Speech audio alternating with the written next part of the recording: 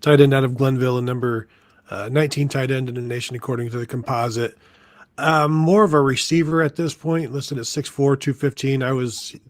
Glenville came to the Columbus area last year, and I watched him, not knowing who he was. I was there to watch Bryce West, but he makes plays downfield. He's a red zone target, and I think at the Ohio State camp, he ran about a 4.65, so he can move, and they were impressed by that. But a good get for them. It's the second tight end in the class. They wanted to. He joins Max LeBlanc, a Canadian by way of Tennessee at the Baylor School in Chattanooga. So another addition for them, keeps that pipeline going.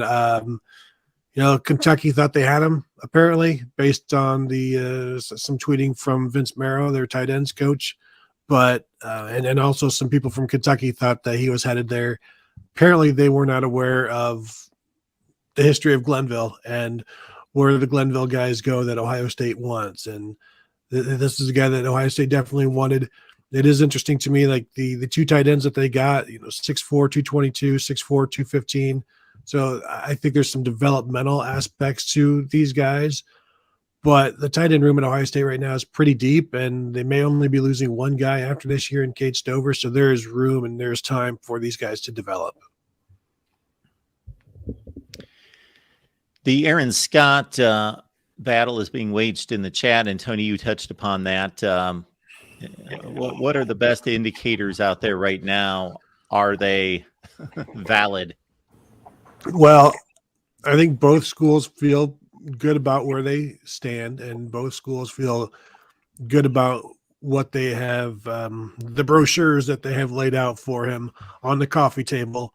And now he'll be deciding at some point in July. I think, as I said, both schools feel good about what they've put forward, but I think both schools are a little concerned because he hasn't committed yet. So there is some concern there that, this is a guy that is really, really, really good.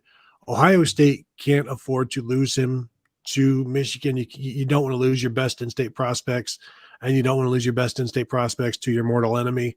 And so there's definitely some concern there. I do think I have seen some Michigan recruiting people talking about would Aaron Scott have the guts and the fortitude to choose Michigan over Ohio, which I think is a little bizarre, but it's going to be it should be decided within the next 30 days or so, and somebody's going to be very, very disappointed, and then somebody else is going to be doing a whole lot of dunking on the other fan base. I don't have an inclination either way on Aaron Scott. I know Michigan has fought really hard, and you have to kind of tip your cap to Michigan. I think that their staff, since about 2 or 3 years ago, when Jim Harbaugh kind of turned that corner and realized that his methods of doing things weren't getting it done, I think he realized he was going to be out of a job,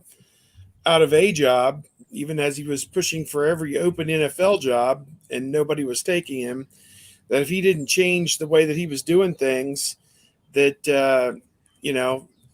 they were just going to continue to languish. And he got some fresh blood on that coaching staff, and they're fighting hard for every kid they can get, and that includes Aaron Scott. So, the battle's been joined. Let's just put it that way. And Ohio State's got to rise to the occasion once again, and we'll see. I think Tim Walton, I think the jury was out on him as a recruiter.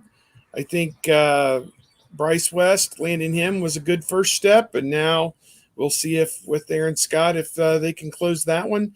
They're getting Miles Lockhart, another defensive back who's outstanding as well. So they're doing some pretty good things there in the secondary, he and Perry Eliano, and we'll see if they can carry it over here and add one more. I will say that all of Rivals and 24/7 and On3 all have their prediction things, the crystal balls and the future casts, and nobody has yet put one on Michigan to land Aaron Scott. And until that happens, you got to lean Ohio State. And now it doesn't mean it won't happen because, like I said, all of these guys can go ahead and start flipping their predictions, but nobody has put one on Michigan yet. No recruiting reporter, no recruiting writer, nobody who follows this has put one in for Michigan yet. So that tells you where everybody thinks he's going, or where those people who have put things in think he's going. And nobody has been so bold enough to think that Michigan is going to land him that they will go ahead and make that prediction. So just something to keep in mind.